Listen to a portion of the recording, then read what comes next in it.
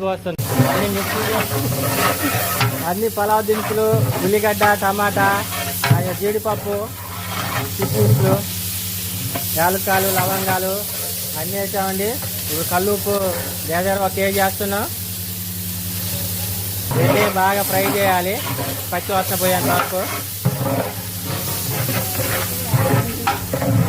పచ్చి బఠానీ అండి ఇది. పచ్చి బఠానీ వేయడం వల్ల చాలా టేస్టీగా వస్తుంది. అల్లం పేస్ట్ వేస్తున్నామండి. ఇందులో 45 కేజీలకి 1 అర కేజీ అల్లం పేస్ట్ అండి. 1 పావు కేజీ అంతా ధనియాల పొడి అండి.